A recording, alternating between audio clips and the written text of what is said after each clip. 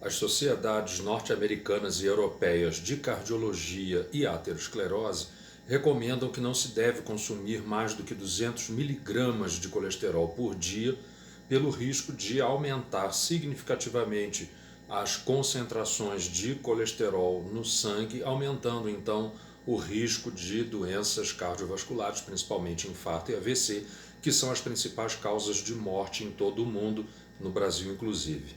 Para isso, é importante a gente entender qual é a proporção de colesterol em diversos tipos de alimentos.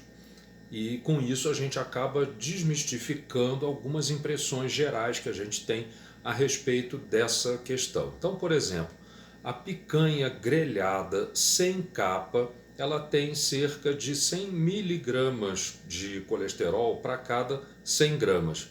Então eu vou falar aqui de modo geral da composição de colesterol para cada tipo de alimento, 100 gramas do alimento. Ah, o peito de frango grelhado sem pele, já que a pele do frango tem muita gordura, inclusive muito colesterol, tem 90 miligramas de colesterol para cada 100 gramas. Ora, as pessoas têm uma noção de que peito de frango tem muito menos colesterol do que a carne vermelha e que por isso então seria muito menos prejudicial à saúde. E a gente vê que a picanha tem 100 gramas, 100 miligramas de colesterol para cada 100 gramas, enquanto o peito de frango sem a pele tem 90 miligramas, ou seja, praticamente a mesma coisa que a picanha grelhada. Já a sobrecoxa de frango assada, e não é frita, tem entre 130 e 160 miligramas de colesterol para cada 100 gramas. Então, a sobrecoxa de frango tem mais colesterol do que o peito de frango e do que a própria picanha grelhada. Então, também vai um pouco por terra aquela noção de que carne de frango, carne branca, tem menos colesterol do que carne vermelha. Com relação aos peixes, por exemplo, fala-se muito de que o filé de salmão ele é rico em gorduras do tipo ômega 3, mas pouco se fala da quantidade de colesterol que existe no filé de salmão. Para cada 100 gramas tem 85 miligramas de colesterol, ou seja, praticamente a mesma coisa que o peito de frango sem pele. Já o bacalhau refogado, ele tem 140 miligramas para cada 100 gramas.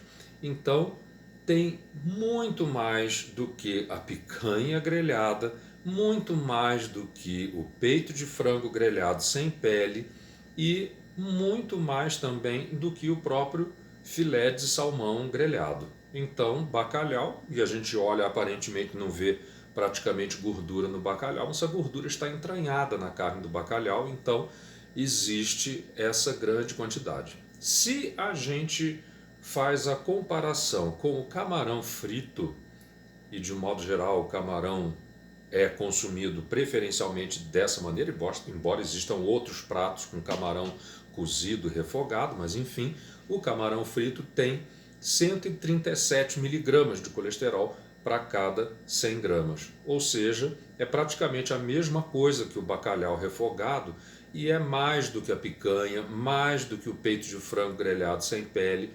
Então, camarão tem bastante colesterol. A bisteca suína grelhada, e a gente considera então que carne de porco tem muito colesterol, mas a bisteca suína grelhada tem apenas 82 miligramas de colesterol para cada 100 gramas. Então tem menos do que a picanha, menos do que o peito de frango, menos do que até mesmo o filé de salmão grelhado, muito menos do que o bacalhau e que o camarão.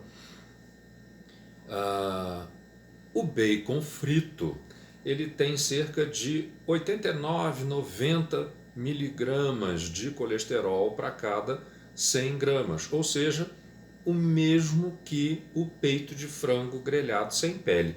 Então comer bacon frito é muito saudável? É mais saudável do que comer picanha, por exemplo, que tem mais colesterol do que o frango?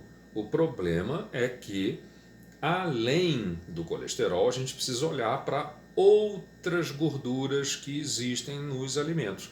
Então, por exemplo, no caso do bacon frito, a quantidade de gordura saturada, que é prejudicial porque aumenta também os níveis de colesterol no sangue, é maior e muito maior do que todos esses outros tipos de alimento que eu citei. Então, o bacon frito, para cada 100 gramas, tem 21 gramas de gordura saturada.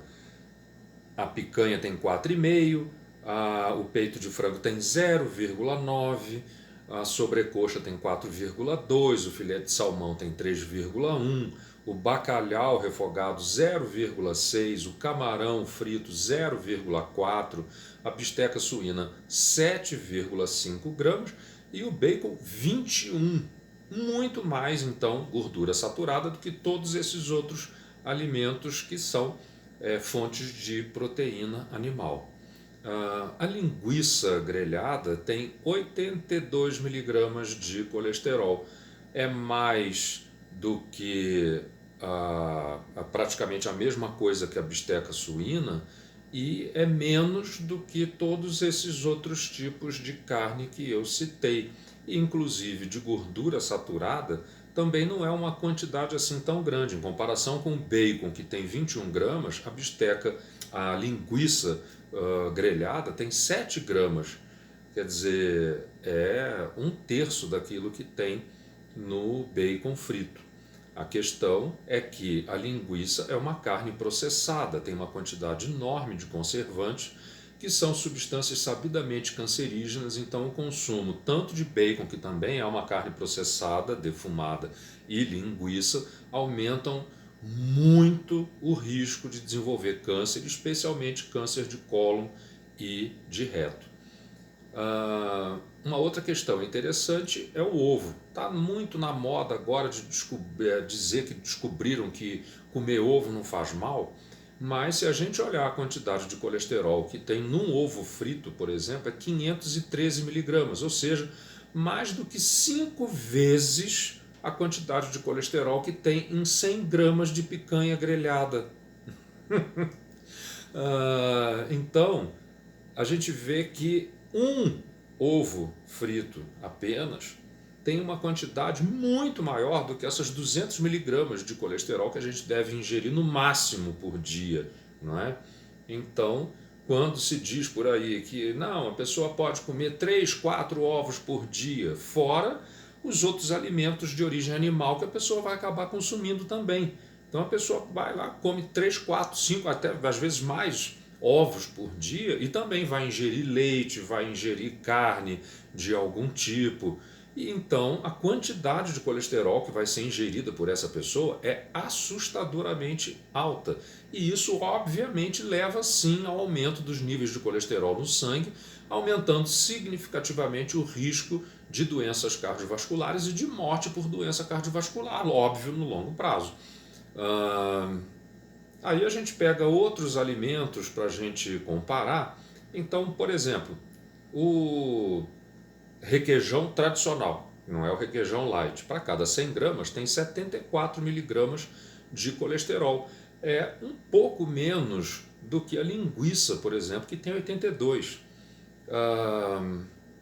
A mussarela, que é um queijo que se consome com muita frequência, tem para cada 100 gramas 79,5 miligramas. Então está ali um pouquinho mais do que o requeijão apenas. O leite integral, para cada 200 ml, que é um copo padrão, tem 29,7 gramas de colesterol.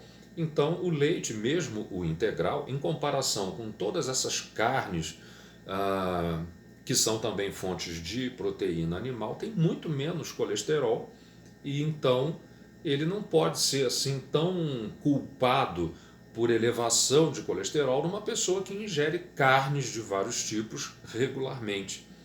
Já os alimentos de origem vegetal, eles não têm colesterol nenhum. Então a proteína de soja, por exemplo, zero colesterol, assim como a quinoa em flocos, que é outra fonte de proteína vegetal importante, a lentilha, grão de bico e os feijões são fontes de proteína vegetal, não tem tanta proteína assim quanto as fontes de proteína animal, mas tem a vantagem de que não tem absolutamente nada de colesterol.